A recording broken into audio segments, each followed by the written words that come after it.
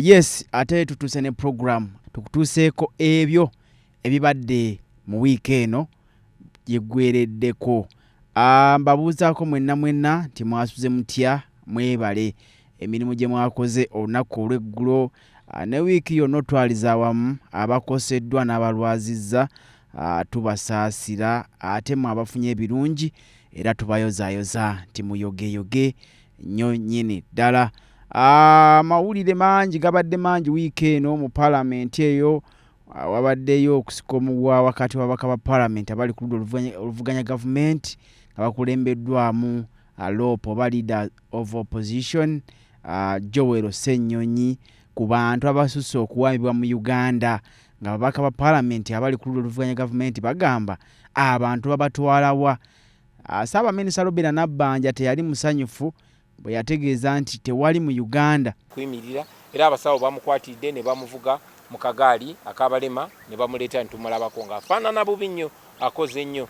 Tumwegayiridde ali emmere nga bwe tugezaako okulwana enebweru agaanyi, agambye waakiri afa naye tagenda kubeera mukomera mu bumenyi bw'amateeka. So njaga kusinzira wano kusaba mwenna mikwano gyaffe abaagala Machete n'abaagala enkyukakyuka mu ggwanga n'abaagala mazima n'obwenkanya basitule eddoboozi lya Machete, babanje Machete atwalibwe mu kooti ey'abantu ba bulijjo. Nga maama agaanye nemwegene mugamba yasini yagala kunkola kyagambye maama njagala bwenkanya njagala ekintu kimu kooti naye nga n'omukka abudde wala tasobola kwogera, afuuse mulema, bamutadde kagaali n'omusawo amulika amujjanjaba njogedde naye aŋŋambye kitalina kyakkiriza kyonna yamuganya n'okumusaako eccupa y'amazzi. Kuwamba bantu era babyogera bagezaako kutattana kifaananyi kya Uganda eri ebweru w'eggwanga n'amawanga amalala.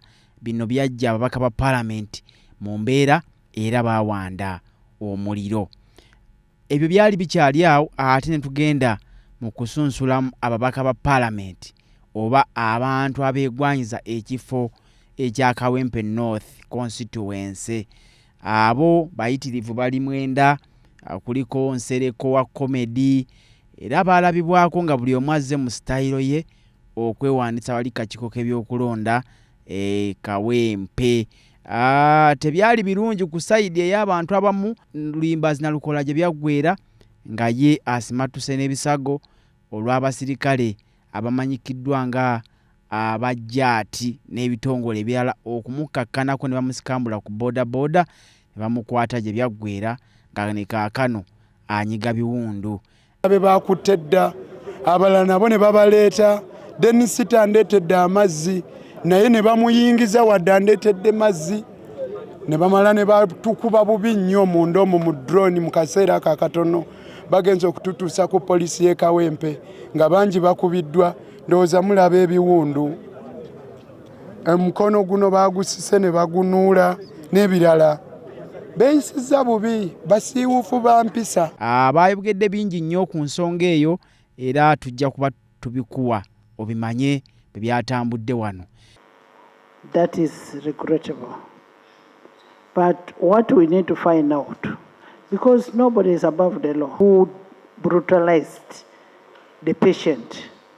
Let's have that information and then we make a follow-up of that information and we take action. And also to note that some of these actions are not sanctioned. Tuli mawulire aga wiiki era bwe biggweredde nga basunsuddemu oba abasunsuddwa bamaze okusinkana akakiiko k'ebyokulonda, ebitongole by'okwerinda n'abantu abalala bagenda okwenyigira mu kalulu kano, basentebe b'ebyalo mu zooni omwenda ezikola Kawempe North, bonna nga bakkaanyiza ku biki ebigenda okugobererwa, ani agenda okubeerawa, ku ssaawa mmeka, lunaku ki, era agenda kubeera n'abaani. Ayo nabo byawedde, naye Lulimbazi Nalukola teyabadde musanyufu n'abalala, n'agamba nti akakiiko k'ebyokulonda kandiba nga kalina kyekubiira. Bakwata batya omusambi gwe wagula, omusambi nga gwe yamugula n'omusa mu ttiimu n'omugamba asambe, wabula ne bamukuba emigere n'otafaayo nakukaayanako nti owaayo omusajja wa Bakristo amukubi bamuweeyo kayero oba red ave mu kisaawe n'ate n'odda bbali n'oseka. Abakwata mundu abakuuma ddembe bwe mutyo bwe mulina okukola. Muntu enforcing guidelines selectively commits a political offense, because guidelines eziba zibaddewo nti temukola kino bambega tubalina tiisatiisa nnyo era buli lunaku nkozesa mmotoka eziri different era n'olunaku lw'okwewandiisa baali ready okunkidnappinga. I was here by 7. Also ba DPC tujja kwatagana waliwo omusirikale gwenda by'omunene omuwanvu olaba oyo ndi muwanvu munene bulungi nja kuyola amagulu akalulu akange temusobola kazanyiramu.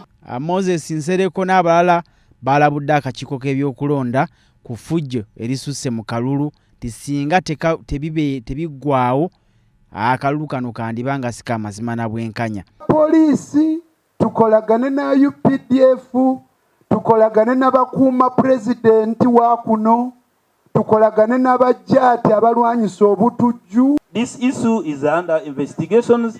When the investigations are over, we shall assure the Ugandans about the results. Nga gye bwazibidde olunaku olw'eggulo nga Donald Trump asisinkanye Zelensky, president w'eggwanga erya Ukraine, nga asisinkanye president w'eggwanga erya United States of America ku nsonga ez'okukomya olutalo olumaze kaakano emyaka 3 nga lubumbujja wakati w'eggwanga lya Russia ne Ukraine. Njagala okukuzaayo katono olutalo luno lwatandika ng'ennaku z'omwezi 24 omwezi ogwokubiri omwaka ogwa 2022 era we twogerera ng'ennaku z'omwezi 24 omwezi ogwokubiri 2025 olutalo luwezezza emyaka 3 bweddu nga lubumbujja abantu bafudde bangi, amagye, ebyokulwanyisa ebikozeseddwa, ebizimbe bikubiddwa mu ggwanga wali atuwuliriza erya Ukraine, era kigambibwa nti ensimbi buwanana bwe bujja okwetaagibwa okuzzaawo ebyo byonna. Kakati enteesaganya nnyingi ezizze zibeerawo, naye ku mulundi guno bukyanga Donald Trump akwata entebe y'eggwanga erya America, ne mu kunoonya akalulu konna yategeeza nti olwo olutalo aluwadde ennaku 5 zokka mu wiiki esooka nga luwedde okuba nga luzikibwa oba bateeseganya lugwe. Naye olunaku olw'eggulo n'asinkana President Zelensky mu ggwanga wali erya America mu maka g'omukulembeze w'eggwanga, era baateesezza. Wabula mu kuteesa awo tebyatambudde bulungi olw'okuba nti tebakkaanyiza. Lwaki tebakkaanyiza? Trump yabadde ayagala bino wammanga. We're going to feel very good and very strong. You will feel influence. You're right now not in a very good position. You've allowed yourself to be in a very bad position, and he happens to be right about it. From the very beginning of the war, you're not in a good position. You don't have the cards right now. With us, you start having cards. Right now, you don't. You're playing cards. You're playing cards. You're gambling with the lives of millions of people. You're gambling with World War III. You're gambling with World War III.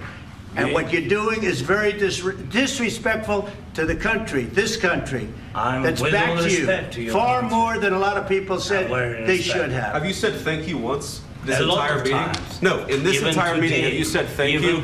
You went to Pennsylvania and campaigned for the opposition in October. Offer some words of appreciation for the United States of America and the president who's trying to save your country.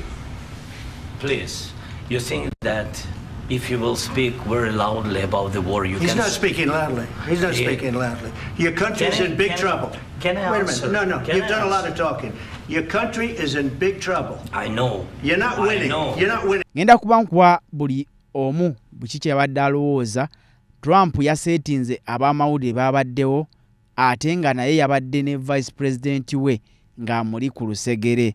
Ebibuuzo byabadde bingi era osobola okuba ng'obyowulirirako. To bring it into this conflict. Have you ever been to Ukraine that you say what problems we have?